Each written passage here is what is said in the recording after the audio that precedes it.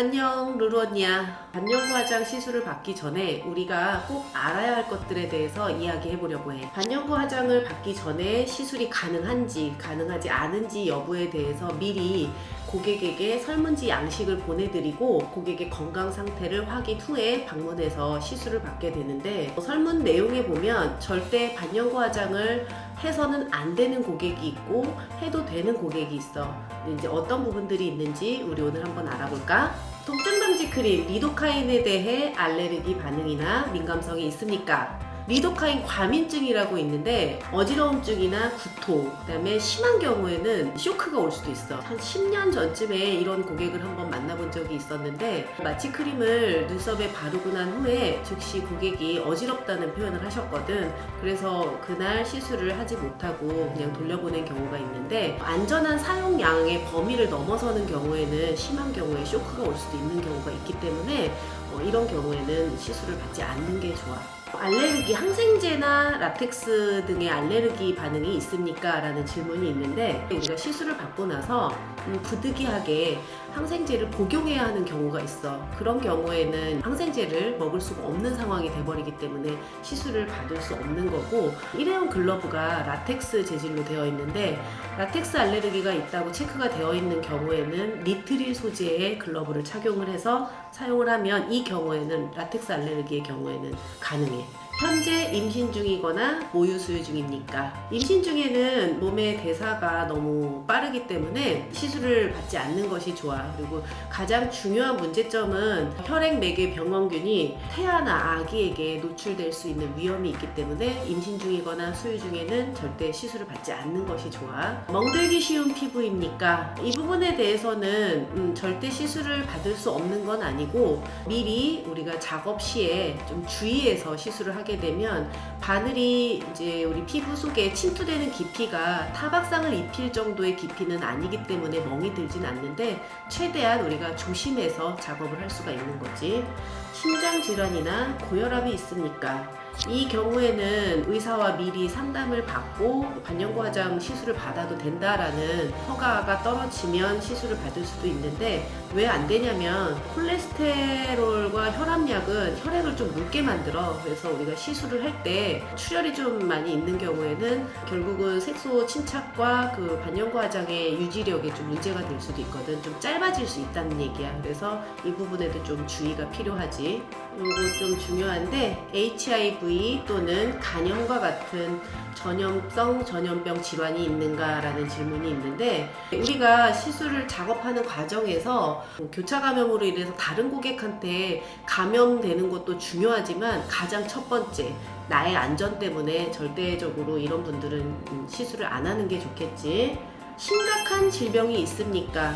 이 질문에는 아마 고객님 본인께서 알고 계실 거야. 희석제, 혈압약 및 진통제는 이제 혈소판이 뭉치는 것을 좀 방지해서 반영구 화장을 시술을 받을 때 미세한 출혈에도 좀 출혈이 잘 멈추지 않고 묽기 때문에 시술이 좀 불가능할 수도 있어. 가벼운 시술, 눈썹이나 아이라인 경우에는 괜찮을 수 있지만, 입술 같은 경우는 비교적 그 입술에는 모세혈관이 많기 때문에 출혈이 많이 생길 수 있거든. 비교적 시술 범위가 넓은 부분은 시술을 하지 않는 게 좋고, 이 부분도 꼭 의사와 먼저 상담을 한 후에 시술을 받는 게 좋겠지. 면역 억제제 치료를 받고 있거나 회복을 지연시킬 수 있는 질환이 있습니까? 당뇨 환자 같은 경우는 회복이 굉장히 늦어질 수도 있고, 감염이 발생이 됐을 때 아예 치료가 안 되는 경우가 있어. 그래서 이런 부분들은 좀 우리가 시술을 하지 않는 것이 좋고, 이 부분도 분명히 담당 의사의 어떤 허락을 받아야 돼. 켈로이드 또는 다른 형태의 과도한 흉터가 생기는 경향이 있습니까? 켈로이드 같은 경우는 얼굴에는 흉터가 발생하는 경우는 거의 사실은 드물어. 만약에 켈로이드 피부가 아주 심각한 상태라고 하면 이 부분도 의사로부터 먼저 허가를 받아야 되는 상황이고, 내가 지금까지 켈로이드를 갖고 있는 고객들을 시술을 했을 때 사실은 뭐 크게 얼굴 이 턱선 안쪽으로는 문제가 없었어. 그래서 그래도 일단은 한 번쯤은 체크를 하고 꼭 확인하고 넘어가야 되는 상황인 거지. 금속에 알레르기가 있거나 민감합니까? 대부분 반영구 화장 안료에는 산화철 성분이 포함되어 있는데 기준치 이하이기 때문에 사실상 큰 문제는 없다고 봐야 되는데, 금속 알레르기가 있다고 하는 경우에는 사전에 패치 테스트를 하는 게 좋겠고, 바늘에 니켈 성분이 함유되어 있기 때문에 금속 알레르기가 있는 경우에는 알레르기 반응이 피부에 나타날 수도 있어서, 이 알레르기가 가볍게 나타나면 문제가 없겠지만 크게 나타날 수도 있기 때문에 금속 알레르기가 있는 경우에는 좀 시술을 피하는 게 좋겠지. 단순 포진 헤르페스에 감염이 된 적이 있습니까?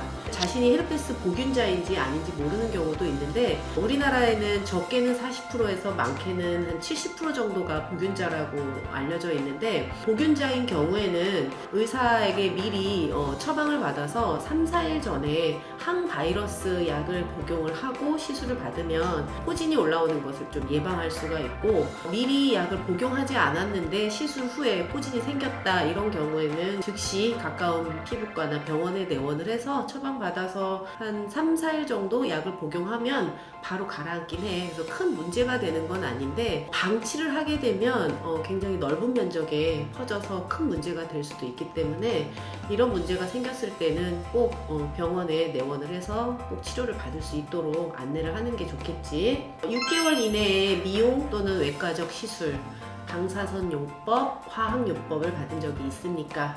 성형수술을 하고 오는 고객들이 워낙 많기 때문에 많이들 궁금해하고 있는데, 보톡스, 필러, 레이저 시술, 뿌띠 시술을 많이 이제 하고 오시는데, 이런 경우에는 약 한 2주에서 한 달 정도 후에 시술을 받는 게 좋아. 질문해 보면 화학요법이라는 게 있는데, 체내에 침입한 병원체에 대해서 몸에 있는 병원균을 완전히 사멸시키는 그런 화학요법이야. 근데 이제 이런 화학요법 치료를 받고 계시는 고객분들의 경우에는 반영구 화장 시술을 받지 않는 게 좋아. 이 경우에는 이제 면역 체계도 같이 무너져 있을 수도 있거든. 그래서 이런 경우에는 좀 많이 피하는 게 좋겠지. 만성 또는 급성 안과 질환이 있습니까? 눈썹이나 입술을 하는 경우에는 안과 질환하고는 크게 관계가 없겠지만, 그래도 간혹 이제 눈썹을 하는 경우에 우리가 오른손으로 눈 두덩이를 지지하기 위해서 누르는 경우가 있거든. 눈썹 시술을 하는 동안 눈에 압력이 가해질 수도 있기 때문에 안과 질환이 있는 경우에는 안과 그 질환을 다 치료를 한 후에 시술을 받는 게 좋고, 특히 라식이나 라섹 수술 같은 시술을 한 경우에는 이제 최하 3개월 후에 아이라인 시술을 받는 게 좋겠지. 여기까지 오늘 반영구 화장 시술을 하기 전에 고객의 건강 상태를 정확히 파악해서 우리가 안전하게 반영구 화장 시술을 할 수 있도록 알아봤어. 그리고 충분히 숙지가 되었는지 모르겠지만 이해가 안 되면 영상을 처음부터 다시 돌려봐.